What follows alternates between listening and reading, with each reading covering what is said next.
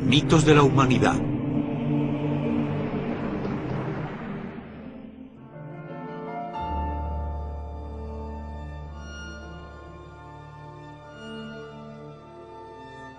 La cristiandad antes de la cristiandad.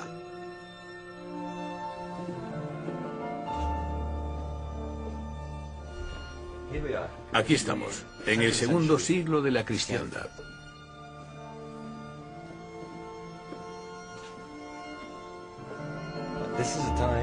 Estamos en una época en la que la cristiandad aún no había concretado su iconografía, sus símbolos o sus mitos. Esto, de alguna manera, representa el submundo, las regiones tenebrosas donde los acólitos entraban en contacto con las divinidades. Es una de las muchas formas en las que la luz penetra dentro de la oscuridad para encontrar un camino hacia la vida detrás de la muerte. El portal de la inmortalidad se encuentra más allá de la muerte, y por eso los acólitos bajaban hasta aquí, arropados por la oscuridad y sin la ayuda de antorchas. Bajaban hasta aquí para empaparse del ambiente que se respira en este lugar. Así, según su creencia, se encontraban más cerca del lugar donde uno puede viajar más allá de la vida, la muerte y el renacimiento. La gente que bajaba aquí eran los primeros cristianos, pero también había cierta conexión con los antiguos cultos místicos egipcios y la religión gnóstica. Aquí está Anubis, y aquí podemos ver a estos primeros cristianos imitando los rituales de los antiguos egipcios. Hoy en día el cristianismo nos parece una religión muy diversa. Tenemos baptistas, ortodoxos rusos, calvinistas, católicos. ¡Cuánta variedad!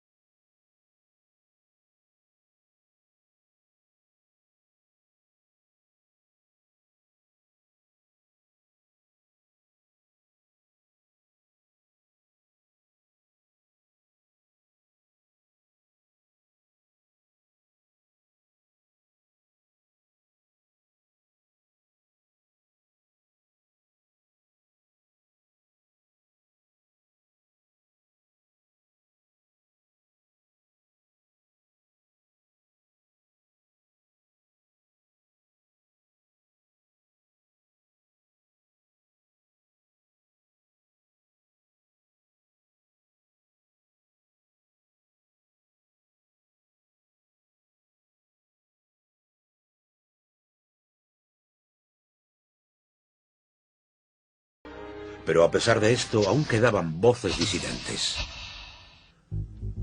Francia, la Edad Media. Durante muy poco tiempo y por última vez en la historia, un credo distinto se atreve a enfrentarse directamente a la cristiandad y a su visión de Jesús.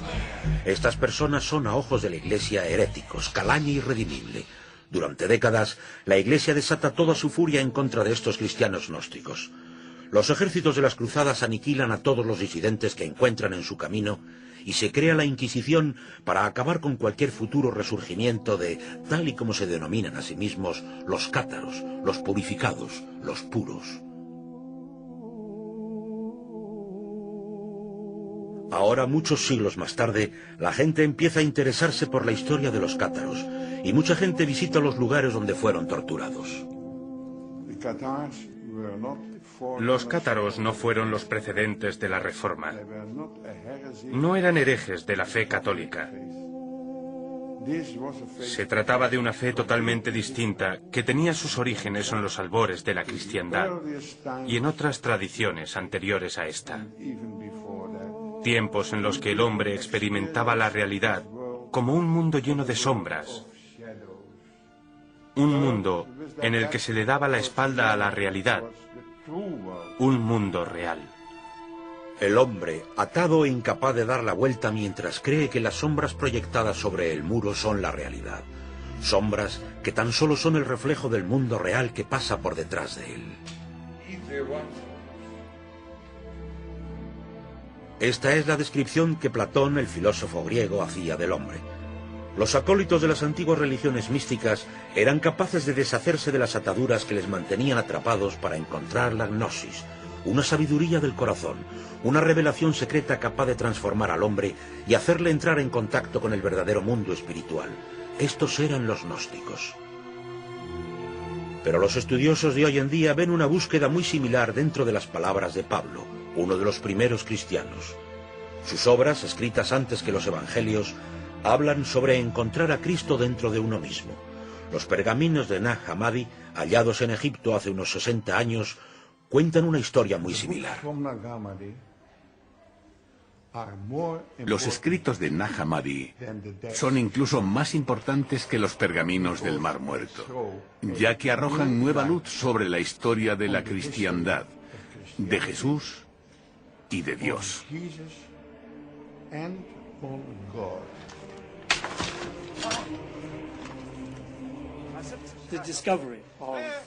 El descubrimiento de los escritos de Nag Hammadi por parte de dos campesinos egipcios provocó un cambio fundamental en nuestro entendimiento de los comienzos de la cristiandad.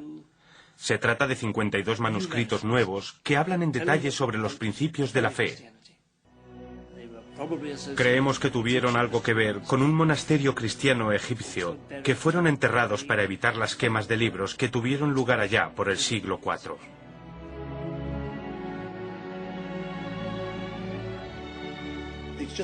Es algo que nos ha aportado muchísima información. Me parece increíble que no haya millones de cristianos ansiosos por leer el Evangelio de Tomás y todos los escritos que han salido a la luz.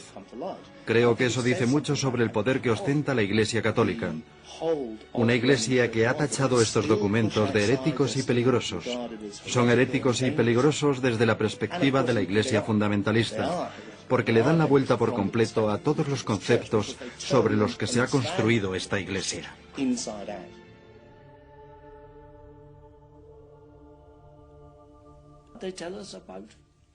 Nos hablan de toda una variedad de maneras válidas para hallar la salvación, ya sea a través de la contemplación, expandiendo la chispa divina que hay encerrada dentro de todos nosotros, comunicándonos con Dios, buscando dentro de nosotros mismos.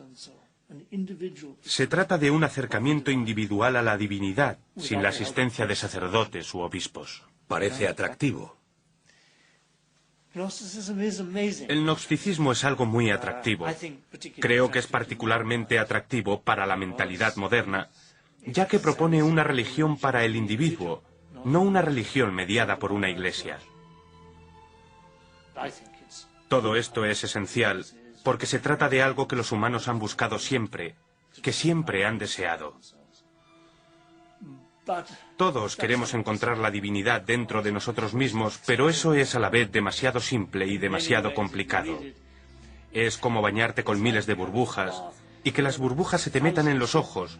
Te sientes cegado, te sientes confuso, pero a la vez también te sientes más limpio.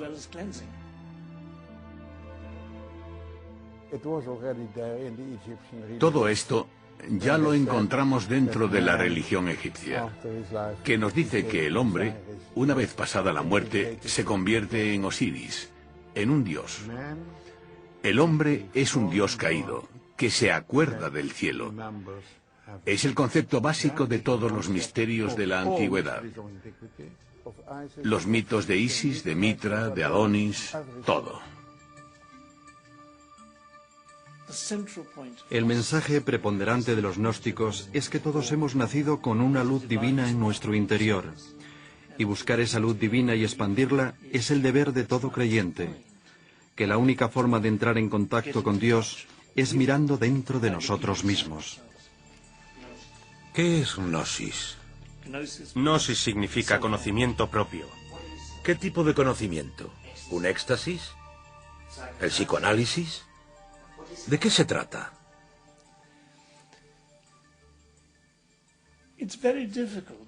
Me es particularmente difícil poder dar con una explicación satisfactoria de lo que es el conocimiento propio y cómo encontrarlo.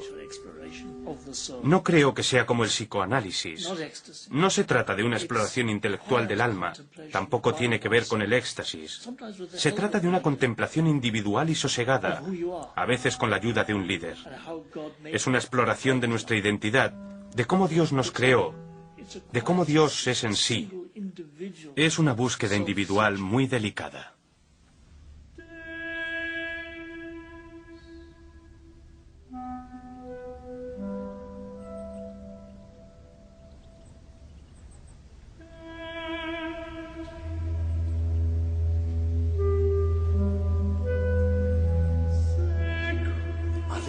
Creo que la idea preponderante que encontramos dentro de las distintas tradiciones gnósticas y místicas es que tenemos ideas muy concretas sobre el significado de esta vida y sobre quiénes somos. Al descender a un entorno como este nos sentimos algo desorientados. Aquí tenemos que enfrentarnos a lo que seguramente se trate del mayor misterio de todos, la muerte. La idea de que algún día dejaremos de existir como formas físicas. Esto nos hace abandonar las viejas ideas para encontrarnos de frente con el misterio absoluto del que todo emerge, el misterio de quienes somos, el misterio eterno. Pero, ¿por qué lo buscaban en la oscuridad de estos pasadizos? Creo que es un buen lugar para aproximarse a la experiencia mística con toda la oscuridad y la luz de las velas y el eco de estas galerías. Todo esto sirve para acercarnos a ese estado místico.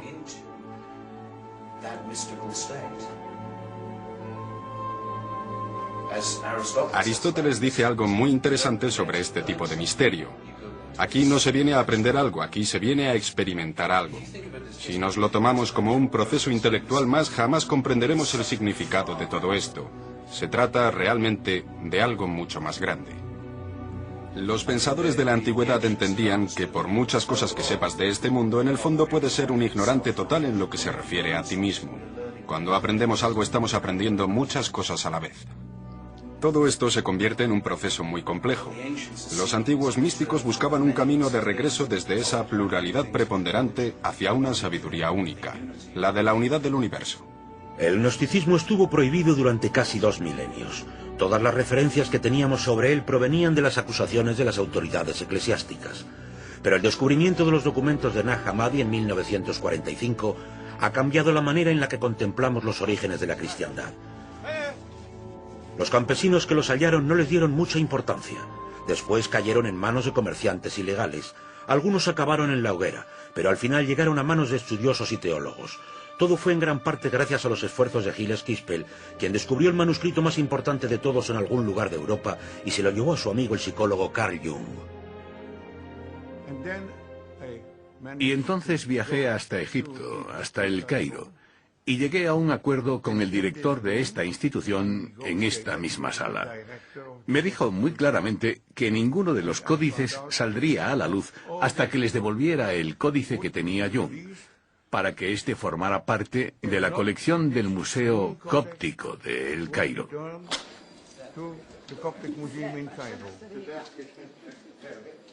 Ahora los códices acumulan polvo en una pequeña sala de El Cairo que solo se abre una vez cada 10 años y solo ante la presencia de un oficial del museo, la policía secreta y un juez.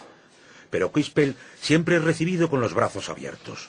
Todos los manuscritos del Nag Hammadi fueron publicados tras la devolución del más preciado de todos, el Evangelio de Tomás, aquel que contenía las palabras del propio Jesús.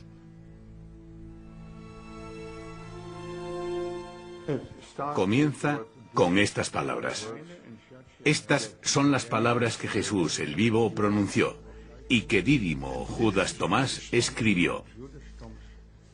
Y Jesús dijo: aquel que vislumbre el significado de estas palabras, jamás saboreará la muerte.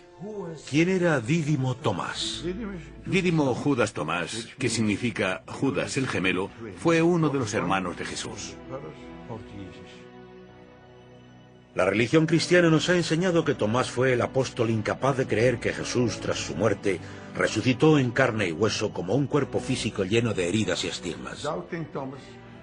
Tomás, el que dudaba, del que ahora se cuenta que era el discípulo más fiel de su maestro. ¿Aquel que mejor supo entender a su hermano? Pues según el Evangelio de Tomás, sí.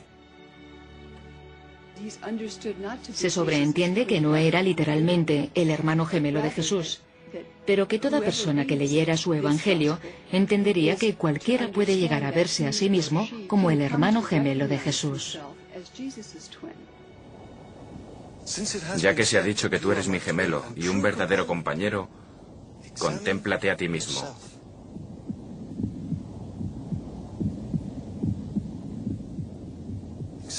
Contémplate a ti mismo, para así comprender quién eres en realidad.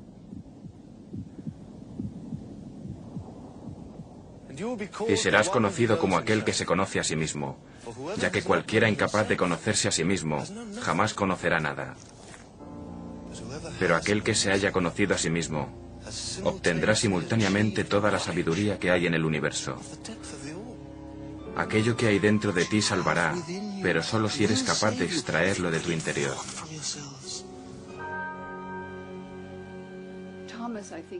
Creo que simbólicamente, Tomás representa a todos aquellos que tras haber conocido a Jesús, reconocen a Jesús dentro de ellos mismos, como si fueran sus hermanos gemelos. Al igual que él, todos somos seres creados a imagen y semejanza de Dios. ¿Qué dice exactamente el Evangelio de Tomás? El Evangelio de Tomás es una colección de escritos que guardan la promesa de revelar algo. Lo que se supone que revelan es aquello que ningún oído puede escuchar, que ningún ojo puede ver, lo que ninguno puede palpar y todo lo que la mente humana es incapaz de comprender. Pues cuenta básicamente que se trata de ti. Tú eres aquello que no puedes escuchar o ver, tu esencia, la conciencia. Pero que se trata de un concepto básico para entender las bases sobre las que está formada la cristiandad realmente. El paganismo sirve para llegar a la conclusión de que todo se trata de un viaje hacia el conocimiento propio. Expresaba el gran mandato que el dios Apolo entregó a los paganos del oráculo de Delfos. La búsqueda de la gnosis, la sabiduría dentro de uno mismo.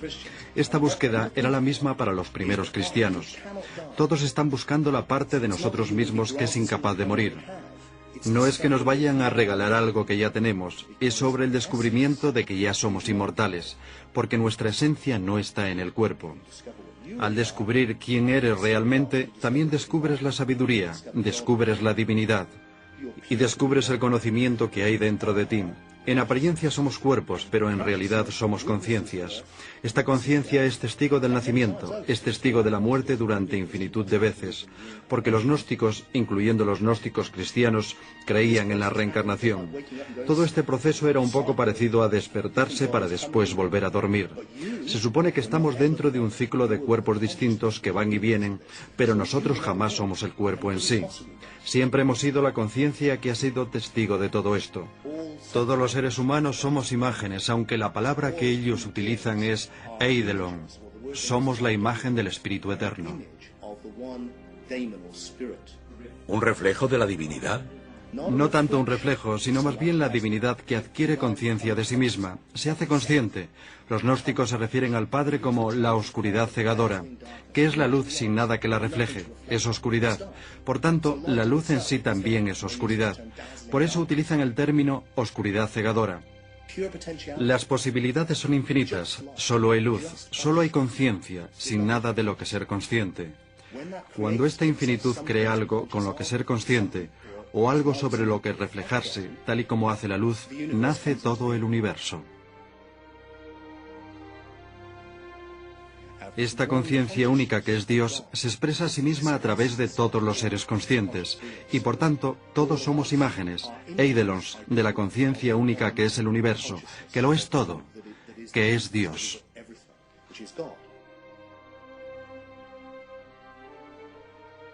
La cristiandad de hoy en día hace especial hincapié en la enorme distancia que separa al hombre de lo divino. Dios es Dios, mientras que nosotros somos meros mortales. El Evangelio de Tomás contiene un mensaje muy distinto. Habla de Jesús, el Hijo de Dios, pero también se refiere al resto de la humanidad como los hijos de Dios, aunque puede que estos ni siquiera sean conscientes de ello, ya que no son conscientes de haber sido creados a imagen de Dios. La luz divina que nació antes de la creación del universo, cuando Dios dijo que se haga la luz, fue la imagen sobre la que se creó la humanidad, y dentro del Evangelio de Tomás, Jesús habla como la voz de esa luz. Soy yo. Yo soy la luz que está por encima de todo. Yo soy el todo.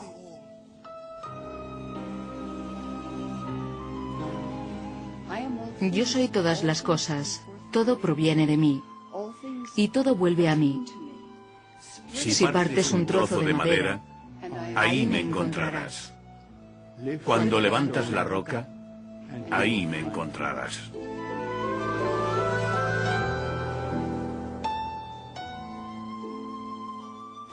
¿Por qué le tiene la Iglesia tantísimo temor a esas palabras del Evangelio de Tomás? Mira por debajo de cualquier roca y me encontrarás. Porque es una declaración panteísta.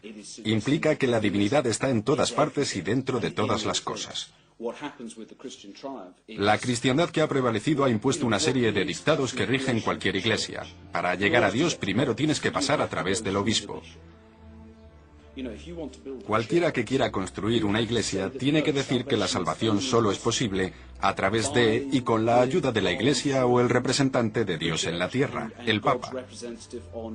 Y esa es la única manera. Mientras tanto, los gnósticos nos vienen a decir, tiene que ver con lo que puedas hacer tú ahora mismo. Esta es la gran revelación que traen los gnósticos, que tu esencia, por su propia naturaleza, es inmortal. Los gnósticos eran auténticos anarquistas, eran pensadores libres, eran libertinos, no obedecían las reglas. Su gran héroe Jesús se ve representado dentro de sus relatos como un libertino que se pasa el día rodeado de la peor calaña. Jesús rompe las reglas, pisotea las tradiciones del sábado y se pasa el día atacando y discutiendo con todas las autoridades religiosas. Es la viva representación del gnosticismo, y sus seguidores eran muy parecidos a él. Los gnósticos no le tenían demasiado cariño a las reglas establecidas. Estaban bastante más preocupados por el conocimiento interior, por quiénes somos realmente. En el Evangelio de Tomás el mensaje es mucho más importante que el mensajero. Es una idea que se remonta más allá de los evangelios de la Biblia. Igual que un hombre, quien durante mucho tiempo ha sido visto como uno de los padres de la Iglesia moderna, pero que ahora comenzamos a apreciar de una manera muy diferente, Pablo. Pablo es un gnóstico, habla del Cristo que está dentro de nosotros, habla de la inmortalidad y del misterio, habla de todo esto porque precede al literalismo. La concepción histórica de Pablo está muy equivocada. En su época no había una división entre gnosticismo o literalismo, porque el literalismo aún no había sido creado. Sencillamente no existía en esa época. Una o dos generaciones más tarde nos encontramos con los evangelios bíblicos, que narran la vida de Jesús en detalle. El mensajero se convierte así en más importante que el propio mensaje, y Jesús se convierte en el Hijo literal de Dios. Pero antes de que eso ocurriera, Pablo, antes de todos los siglos de adaptaciones e inserciones posteriores, nos habla de Jesús como un misterio, una metáfora y una voz interior. Los cristianos gnósticos creían que Pablo era su maestro. El padre de la iglesia tertuliana, que detestaba a los gnósticos, llamaba a Pablo el apóstol de los heréticos. Creía que los heréticos adoraban a Pablo, que todos se referían a su evangelio y que celebraban su palabra. Todo esto se debe al misterio y la profundidad de sus enseñanzas. De ser así, la ideología de Pablo estaba basada en una serie de ideas que se desarrollaron en este lugar. Estamos en lo que fue la entrada en Egipto, y quizás la ciudad más importante de la antigüedad, un cruce de caminos entre Asia, África y Europa, la ciudad de Alejandro. Alejandría por aquel entonces era la segunda ciudad más grande de Occidente. Ahí se originó el gnosticismo. En la ciudad había egipcios, griegos y una mayor cantidad de judíos que vivían tanto en Judea como en Galilea.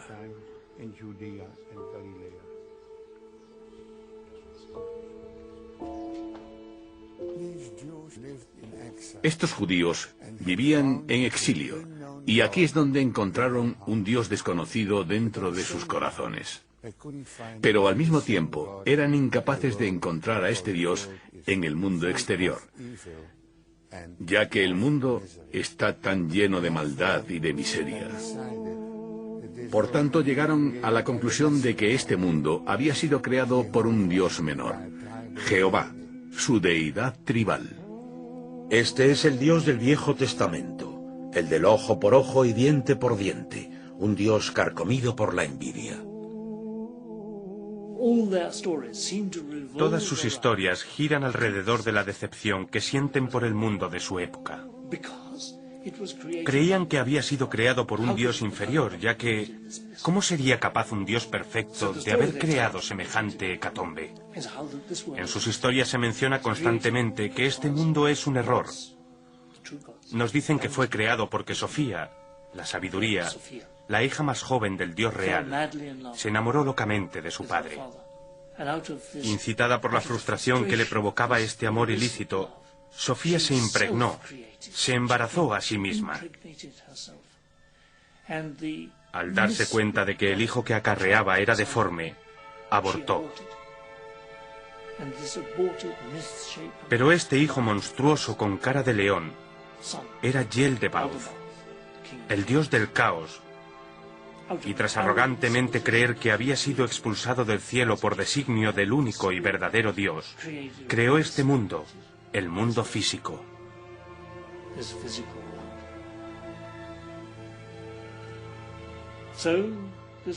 Por tanto, este mundo es fruto de la pasión ilícita y el sufrimiento. Es la obra de Yel-de-Bauth, a quien los judíos y cristianos equivocadamente veneran como si se tratase del Dios verdadero. Este Dios aprisiona al hombre dentro de la materia, envolvió su alma divina y eterna en un cuerpo mortal. Al crear este mundo físico, también creó su imagen al hombre, siempre esclavo de la materia y obsesionado por acumular cada vez más.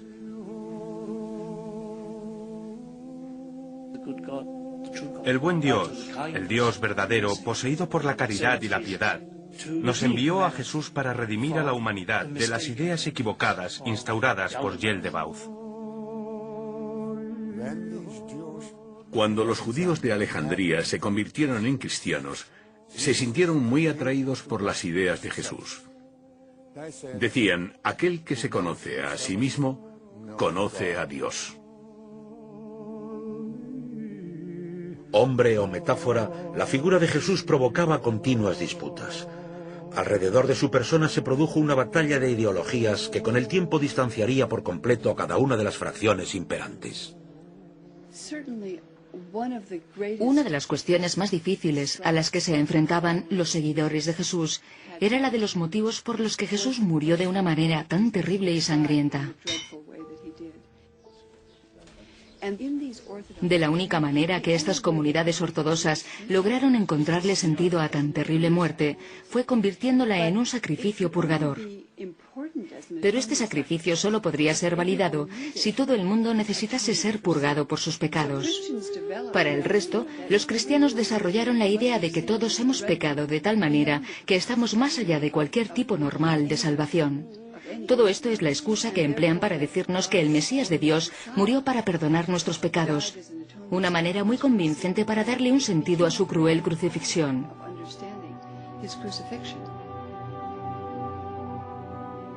Esta convicción introdujo un elemento crucial dentro de la relación entre el hombre y la divinidad, el pecado. El ingrediente central del mensaje cristiano, su peso, es la manera en la que nos llena de culpabilidad. Nos dice que Dios nos está observando, que no solo sabe lo que hacemos, sino también lo que pensamos.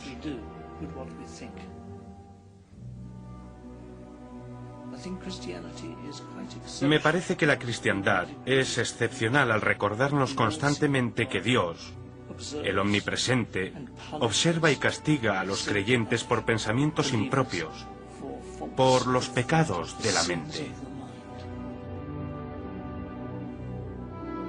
Los pecados y la culpabilidad engendran un credo dentro del cual el infierno cobra tremenda importancia a través del temor al castigo de Dios y a los sermones de los curas. Pero eran ideas que los gnósticos no querían compartir. La palabra pecador no aparece dentro de su vocabulario. El Evangelio de Tomás no describe una discontinuidad entre Dios y nosotros mismos. Dice que somos seres humanos creados a imagen divina, y que por tanto somos dueños de algún tipo de conexión innata, de afinidad con lo divino. El hombre es un Dios caído que aún recuerda el cielo. Ese es el concepto omnipresente en la gnosis y todos los misterios de la antigüedad. El concepto de que el pecado no tiene cabida dentro de esto. Eso, por supuesto, tampoco significa que estemos más allá del pecado o que seamos divinos, sino más bien que podemos encontrar nuestro propio camino hacia Dios cuando encontremos el camino hacia nosotros mismos. Y en cuanto a los pecados que cometamos y los errores de nuestras vidas, dicen que siempre hay maneras de aprender de nuevo. Pero para hacer que el pecado fuera tan importante que Jesús tuvo que morir para redimirnos, los teólogos de la era recurrieron a un antiguo mito, el de Adán y Eva y el pecado original, la causa de la mortalidad del hombre. Los cristianos están mucho más interesados en los pecados de Eva que los judíos. Antes de la concepción de la cristiandad ortodoxa, el pecado no había sido un tema tan importante. Los rabinos judíos, los paganos y los maestros gnósticos básicamente estaban de acuerdo en que dentro de todos existía la capacidad de obedecer o desobedecer a Dios. Tenemos buenos y malos impulsos. Se comprendía que eso formaba parte de la condición humana. Esto provocó debates muy violentos, porque a muchos cristianos esto les parecía toda una locura. Sencillamente había comido una manzana, una pequeña desobediencia, y tras esto, todos los cristianos del mundo están condenados por Dios durante toda la eternidad, condenados a vivir una existencia inferior en vez de vivir en el paraíso. Se trata de un castigo tremendamente desproporcionado. Hay una historia muy buena, se trata de una historia gnóstica, en la cual la serpiente del jardín es en realidad Jesús. Jesús es la persona que regala a los humanos el árbol de la sabiduría. Es Jesús quien le dice a los humanos, comed. Y también es Jesús quien se opone a la envidia enloquecedora del Padre, que no quiere que los humanos se conviertan en dioses. El Creador siente envidia de la belleza de su propia creación y no quiere que los humanos que ha creado compartan su sabiduría, porque tal y como se dice en el Génesis, una vez que comamos del árbol de la sabiduría nos pareceremos a Dios.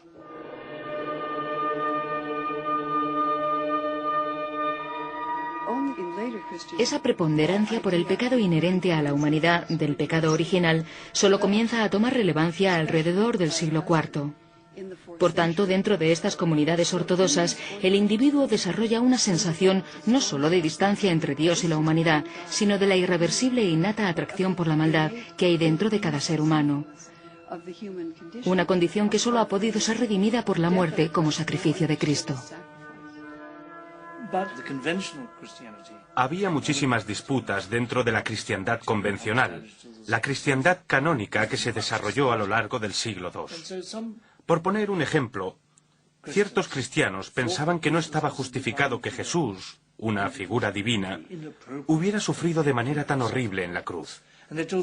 Estas personas cuentan historias para justificar sus creencias.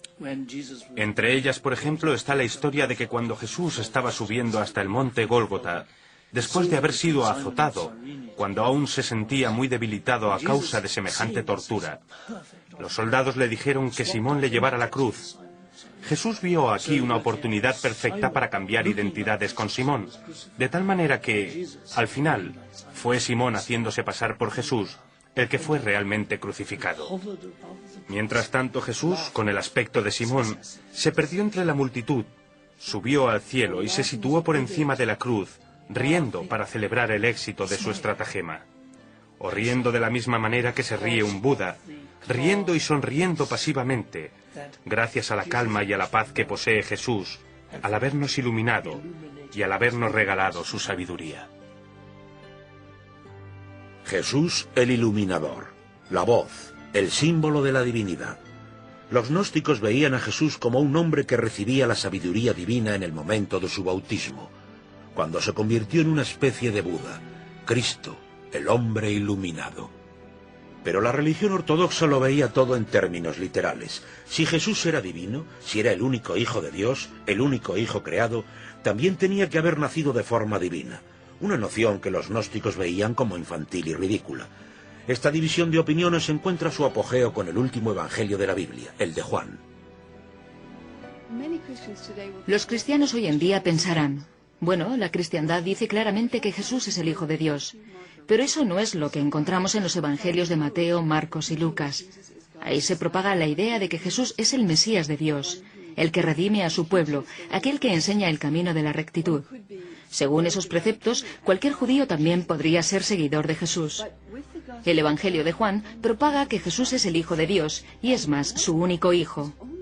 Lo más sorprendente es que este Evangelio, un Evangelio sobre el cual jamás hemos encontrado mención alguna entre todos los escritos de los primeros cristianos ortodoxos de antes del año 160, se haya convertido en la lente a través de la cual contemplamos el resto de los escritos bíblicos.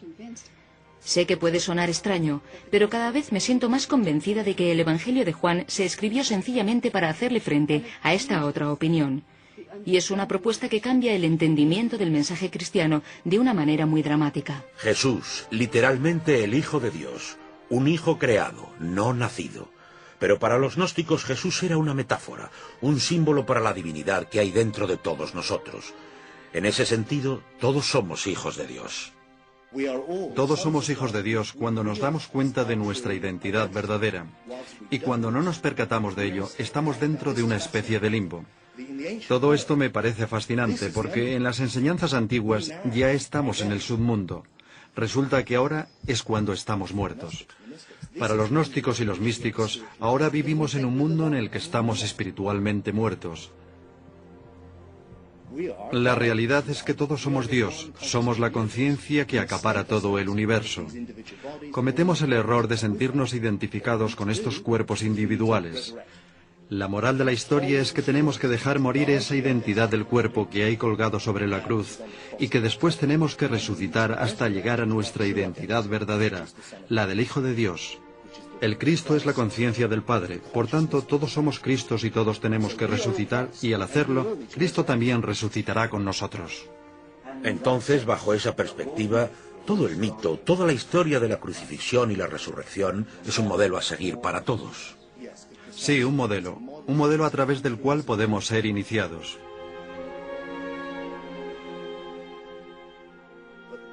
Las diferencias están muy marcadas.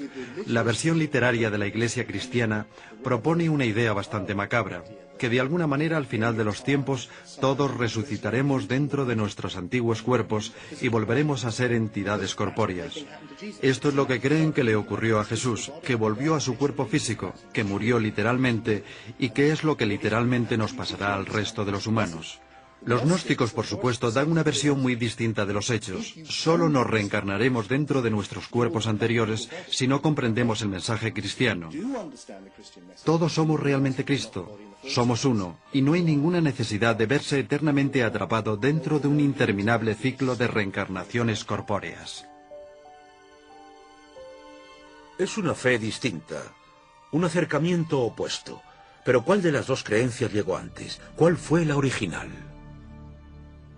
Tenemos la figura de Policarpo, el literalista cristiano, y a mediados del siglo II tenemos a Tertuliano, que nos cuenta que los seguidores de los gnósticos están devorando el universo.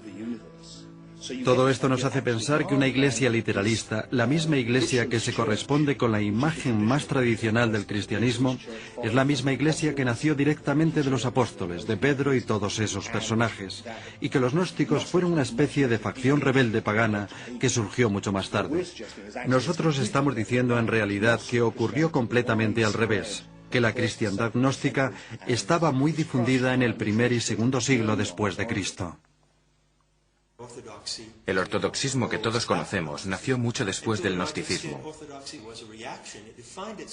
La cristiandad se define a sí misma a través de aquello a lo que se enfrenta. La Iglesia canónica solo comenzó a adquirir identidad propia tras declarar a los gnósticos como enemigos del credo. 7 u 8 generaciones tras la muerte de Jesús, los fundadores de la Iglesia ortodoxa se sirven de docenas de distintos evangelios y escritos para comenzar la reforma religiosa que quedaría concretada en las páginas del Nuevo Testamento, el escrito canónico que delimitaría y definiría el credo.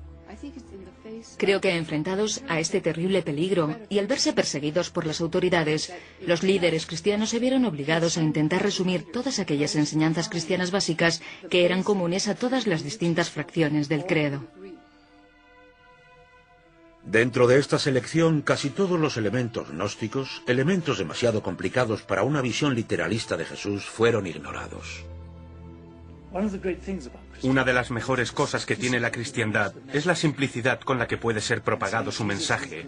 Puedes decir, Jesús es el Hijo de Dios, Jesús vino a salvarnos de nuestros pecados, Jesús murió por nosotros. Si eres capaz de pronunciar estas frases, ya tienes las entradas para la secta cristiana, para la iglesia cristiana. Yo diría que la cristiandad se ha convertido en... Podríamos decir que ahora es una cristiandad para tontos. En esencia, se ha convertido en una forma simplificada del mensaje cristiano que aglutina y reconcilia las creencias distintas de los cristianos de África, Italia y todo el resto del mundo. Entonces, ¿los evangelios son realmente una invención? No creo que sea correcto decir que son una invención. Sencillamente están abiertos a interpretaciones muy ambiguas. Tomemos a Pablo, por ejemplo. El propio Pablo habló sobre hablar de dos maneras al mismo tiempo, tanto para aquellos capaces de comprender el mensaje espiritual, como para los demás que solo son capaces de entenderlo literalmente. Asociada a la figura de Jesús, nos encontramos con una frase que creo que está estampada más que ninguna otra sobre las paredes de todas las iglesias del mundo. Esta dice, nadie se acerca al Padre sin acercarse antes a mí. Y eso, dentro del pensamiento gnóstico, significa que para llegar a Dios tienes que alcanzar lo que esta figura representa dentro de ti. Este también es el mensaje de Pablo. Para encontrar a Dios tienes que encontrar el Cristo que hay en tu interior. Es una alegoría de la verdad. Pero el liberalismo insiste en que no, que esta es la única manera. Y creo que una vez que nos hemos hecho a la idea de una encarnación literal del Hijo de Dios, que no Hijo de Dios mítico, entonces se llega a la conclusión de que la obligación de todo buen cristiano consiste en salvar las almas del prójimo. Ahora resulta que todo el mundo tiene que creerse esto. Tenemos un mandato divino que nos obliga a ser autoritarios. Se trataba de un debate muy peculiar. Los cristianos se lo tomaban todo muy personalmente y eso en realidad es la naturaleza de la cristiandad. Pero cuando personalizas la divinidad, también estás dotando a esta de la furia, los juicios, el resentimiento y la agresión que existen dentro de toda personalidad humana. Los cristianos se lo tomaban todo demasiado a pecho. Se pusieron muy violentos porque creían que se les estaba restando importancia a su Salvador. Los gnósticos solo querían averiguar dónde estaba la verdad. El mayor obstáculo al que se enfrentaban los gnósticos era que dentro de su búsqueda individual de la salvación no tenían una organización central, no estaban unidos. Los gnósticos atacaron las opiniones de los primeros cristianos. Pero los cristianos no se contentaron con sencillamente atacar las opiniones de los gnósticos, sino que atacaron a los gnósticos así. Es probable que ambas facciones pudieran haber sobrevivido hasta la actualidad, de no haber sido por la presencia de este hombre, Constantino, el primer emperador romano que abrazó la cristiandad y el máximo impulsor del crecimiento del poder y la influencia de la Iglesia cristiana. La historia dice que Constantino tuvo una visión, un sueño en el que vio un crucifijo flotando en el cielo. Constantino estaba convencido de que si se convertía en cristiano y utilizaba este emblema para sus tropas, ganaría la batalla contra el emperador pagano que era rival. Aquí, en el puente de Milvian, fue donde se libró la batalla definitiva que serviría para imponer el cristianismo, la religión preponderante de la época.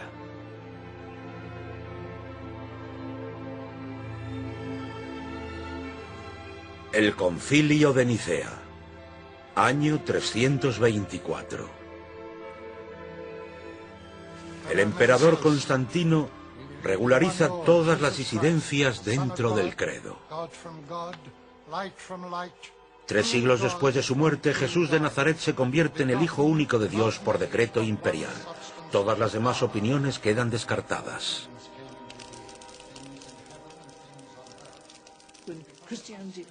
Cuando la cristiandad se alía con el Estado para crear un monopolio religioso, el credo sufre un cambio radical.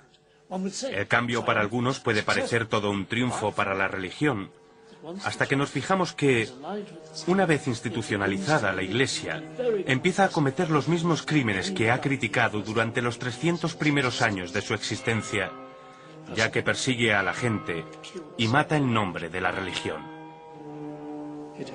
Se tiene que convertir en una institución jerárquica, opresiva e inevitablemente conservadora. Claro, cualquiera puede defender esta postura argumentando que eso es lo que más le conviene a las masas, que se les obligue a concordar con un credo particular y único. Pero en mi opinión esto está muy lejos de ser la mejor manera de utilizar la religión para el bien común de todos. Uno de los primeros actos de Constantino tras su conversión al cristianismo es la de regalar a la Iglesia de Roma y la Iglesia de San Juan, la catedral de aquel entonces, una enorme cantidad de oro y plata, aparte de 12 estatuas a escala real de los apóstoles y 2 estatuas enormes de Jesús forjadas en plata. En menos de 20 años tras la conversión de Constantino, las iglesias romanas ya tienen el mismo aspecto que tenían los templos paganos. Esto es solo uno de los ejemplos menores de las riquezas acumuladas por la Iglesia durante el siglo IV. ¿Estamos hablando de una Iglesia corrompida? Sí. La Iglesia se ve dividida entre la pobreza y la abstinencia de los monjes y la riqueza de los obispos, pero aún así algunos obispos, los más concienciados, siempre le prestan atención a la caridad y a la virtud. Esto es algo que siempre ha afectado mucho a la Iglesia, que siempre ha creado tensión. Jesús hizo todo tipo de cosas en su vida, pero jamás dejó instrucciones para la creación de una iglesia. Todo esto es una creación posterior diseñada para aumentar el poderío de la Iglesia católica. Me resulta inconcebible que Jesús, un hombre sencillo de Galilea, se propusiera crear una iglesia universal. Un momento. ¿Y la historia de que Jesús le entregó la autoridad a Pedro? Bueno, estas leyendas son tan ficticias que ni siquiera entraron dentro del Nuevo Testamento, igual que la donación de Constantino. La leyenda de la donación de Constantino es falsa. Este documento, según la Iglesia romana del medievo, era un contrato que Constantino había escrito en su lecho de muerte. En él decía: aquí os doy mi imperio para que cuidéis de él. La Revolución Protestante comenzó precisamente cuando se descubrió que el documento era totalmente falso. La verdad es que Peter y yo nos hemos dedicado a escuchar a los perdedores. Acabaron con ellos en el siglo IV, pero nosotros hemos vuelto la vista atrás y hemos dicho, aunque perdieran la batalla, aunque la Iglesia romana lograra imponer su idea de Jesús histórico, de la religión literal, eso no significa que la versión de los hechos que tenemos hoy en día sea cierta. ¿Y qué ocurrió con estos perdedores? Bueno, quedaron erradicados. Todos los que se atrevían a proponer una versión distinta de los hechos, tanto gnósticos como paganos, fueron desterrados del imperio. Los romanos demolieron todos los templos y mataron a todos los filósofos, quemaron todos los libros. Yo creo que si la cristiandad fuera la religión favorita de Dios, lo lógico sería que tras el triunfo de esta, el mundo hubiera entrado en una edad dorada. Pero la realidad es que entramos en la edad oscura. cuando la gente se olvidó hasta de cómo construir casas con ladrillos. Tuvimos que esperar al Renacimiento para que toda esta sabiduría pagana volviera a cobrar importancia en Italia y en Florencia. Las obras de Platón, también desaparecidas durante 1000 años, regresaron de repente, la hermética, y repentinamente Botticelli estaba pintando cuadros de dioses paganos. Lo llamamos el Renacimiento de la cultura occidental, porque ese fue el momento en que pudimos mirar atrás para recuperar toda la sabiduría que teníamos antes del triunfo del cristianismo.